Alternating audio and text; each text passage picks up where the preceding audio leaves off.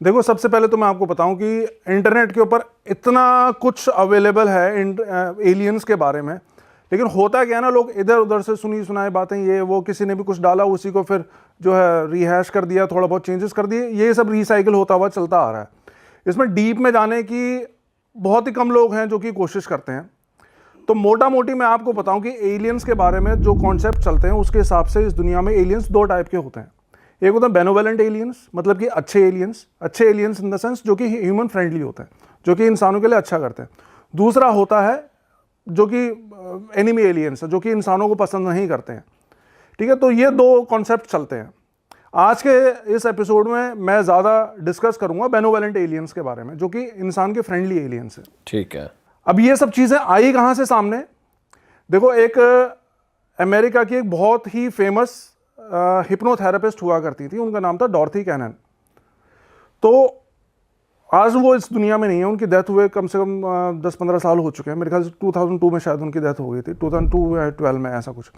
तो उनके पास ना एक इस तरह की क्या बोले एबिलिटी थी, वो हिप्नोथेरेपिस्ट थी। आपने देखे होंगे हिप्नोथेरेपिस्ट क्या होता है, अपने किसी भी पेशेंट को वो हिप्नोटाइज करके उसको उसके पुराने पास्ट में लेकर जाके उसको क्वेश्चंस पूछते हैं या ये सब चीजें, पास्ट लाइफ थेरेपी। हाँ, पास्ट लाइफ थेरेपी होगी, ट्रांस में ले जाके। लेकिन कैनन के पास ये एबिलिटी थी कि वो उसको पिछले जन्म, 2 जन्म, 3 जन्म पीछे तो ले जा सकती थी। वो उसको इतना पीछे ले जा सकती थी, मतलब लाखों करोड़ों साल उसको सोल को वो पीछे लेके जा सकती थी, और वहां से वो क्वेश्चन पूछती थी। तो होता क्या था कि जितने भी वो सेशन करती थी ना, और उनको लाखों करोड़ों साल उनके सोल को पीछे लेकर जाती थी, तो लास्ट में जहां से ये सब कुछ शुरुआत हुई थी, हर बार एक ही सोर्स मिलता था उसको, एक ही तरह की आवाज आती थी, और एक ही तरह का वो सोर्स होता था कि जो कि आंसर करता था इन सब चीजों को। और वो सोर्स था हमारे क्रिएटर, जिसने हमें बनाया है। वो डायरेक्ट क्रिएटर से बात करती थी इस हिप्नोथेरेपी के थ्रू। तो कहने का मतलब कि अगर मैं ये बोलूं कि आज जो भी बातें मैं आपको बताने वाला हूं ये डायरेक्ट सोर्स से आई हैं, तो ये गलत नहीं होगा। ये किसी इंसान ने नहीं बताई हैं, ये किसी भूत प्रेत को शरीर में लाके नहीं बताया, डायरेक्ट सोर्स से आई हैं। ठीक है, अब सबसे पहले सवाल आता है कि एलियंस क्या है, हम क्या हैं, हम कहां से आए, एलियंस कहां से आए, हमें किसने बताया, ये सब चीजें। तो देखो, इस बारे में एक चीज तो मैं आपको पहले क्लियर कर दूं कि हम इंसानों के लिए तो अर्थ से बाहर जो भी चीज है वो सब कुछ एलियंस ही है ना, जो भी बाहर है वो सब एलियंस हैं। लेकिन इसका मतलब ये नहीं है कि दुनिया में एक ही टाइप के एलियंस हैं। अर्थ जैसे प्लैनेट, इस पूरे ब्रह्मांड में लाखों प्लैनेट्स हैं, और उन लाखों प्लैनेट्स पर लाइफ बसती है। तो एलियंस हैं, लेकिन बहुत तरह के एलियंस हैं। उन्हीं में से एक तरह के एलियंस ने हमें क्रिएट किया है। अब होता क्या है, जैसे अर्थ है हमारा प्लैनेट, अर्थ के जैसे इस ब्रह्मांड में बहुत सारे सैकड़ों प्लैनेट्स हैं। उनमें से कुछ प्लैनेट्स ऐसे होते हैं कि जो कि लाइफ सस्टेन कर सकते हैं, कुछ प्लैनेट्स ऐसे होते हैं जो कि लाइफ सस्टेन नहीं कर सकते।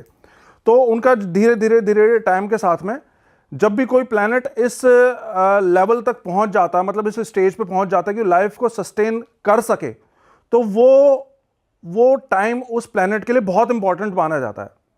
तो अर्थ भी ऐसे ही थी, अर्थ भी एक नॉर्मल प्लैनेट था, लेकिन फिर समय के साथ यहाँ पे सब चीज़ें होती रहीं, मतलब क्या बोलते हैं, केमिकल प्रोसेसेस होती रहीं, और एक स्टेज पे ये पहुंची कि ये अब लाइफ सस्टेन कर सकती है।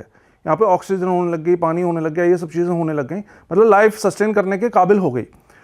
तो जब भी कोई भी प्लैनेट लाइफ सस्टेन करने के काबिल होता है, तो वहाँ पे फिर एक्सपेरिमेंट किया जाता है लाइफ को पैदा करने का। एक्सपेरिमेंट ये होता है कि अलग अलग प्लैनेट से, अलग अलग ब्रह्मांडों से सेल्स इकट्ठे किए जाते हैं। एक जैसे टेस्ट ट्यूब मान लो आप, टेस्ट ट्यूब में सेल्स इकट्ठे किए, और उन सेल्स को उस प्लेनेट के ऊपर छोड़ दिया जाता है हजारों लाखों करोड़ों साल के लिए, और ये एक्सपेरिमेंट किया जाता है कि भाई क्या यहाँ पे लाइफ प्रोड्यूस होती है, क्या लाइफ फॉर्म होती है यहाँ पे पैदा। उसी तरह धरती पे भी ये एक्सपेरिमेंट किया गया था। अब क्वेश्चन ये आता है कि भाई हम जो प्रोड्यूस हुए थे ये कौन से प्लेनेट के थे सेल्स। तो इसके आंसर में वो ये कहते हैं, सोर्स ये कहता है कि भाई इस चीज़ से कोई फर्क नहीं पड़ता कि आप कौन से सेल से प्रोड्यूस हुए हो, क्योंकि इस चीज़ का कोई रिकॉर्ड नहीं रखा जाता कि भाई कौन से ये एक एक्सपेरिमेंट होता है भाई, कभी उसका मिला के कभी कर दे, कभी उसका इस तरीके से ये एक एक्सपेरिमेंट होता है। कई बार लाइफ क्रिएट हो जाती है, कई बार नहीं क्रिएट होती है। और लाइफ, वो ये कहते हैं कि लाइफ जो होती है ना ये बहुत ही डेलिकेट होती है। लाइफ को पैदा होने में हजारों लाखों करोड़ों साल लग जाते हैं, लेकिन उसको खत्म होने में मतलब ज्यादा समय नहीं लगता, वो यूं खत्म हो जाती है। कोई भी गड़बड़ हुई तो लाइफ खत्म, उसके बाद फिर से अगेन वही हजारों लाखों करोड़ों साल को उनको वो करना पड़ता है।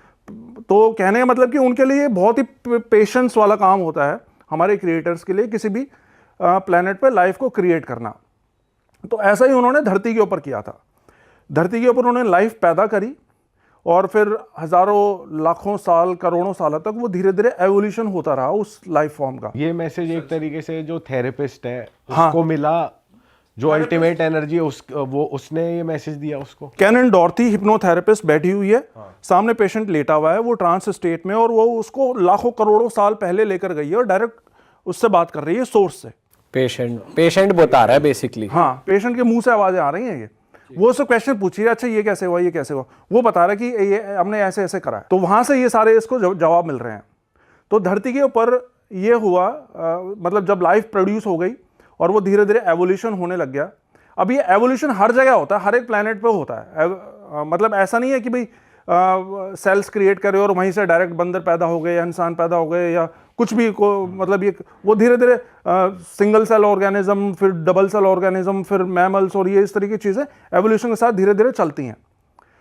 तो धरती के केस में उन्होंने क्या किया, वो करते क्या है, नॉर्मली हर एक प्लेनेट पे ऐसा होता है कि जब भी वहाँ पे लाइफ सस्टेन हो जाती है, मतलब कई सारे स्पीशीज जानवरों की और ये इस तरह की चीज़ों की हो गई, तो वो उस प्लेनेट की किसी एक स्पीशीज को पकड़ते हैं उसका डीएनए मैनिपुलेट करने के लिए।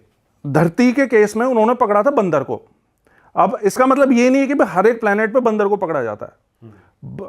धरती पे इसलिए पकड़ा था उन्होंने बंदर को क्योंकि वो चाहते थे कि हम किसी ऐसे जानवर को चूज करें जो कि अपने हाथों का इस्तेमाल करना जानता हो, टूल्स वूल्स यूज करने के लिए। किसी प्लेनेट पे वो टिड्डे को पकड़ लेते हैं, तो किसी प्लेनेट पे वो छिपकली को, सांप को, हर एक प्लेनेट का अलग अलग चलता है। अब यहाँ पे एवोल्यूशन के बारे में मैं थोड़ा सा आपको बताऊं कि चार्ल्स डार्विन की एक थ्योरी है, थ्योरी ऑफ एवोल्यूशन।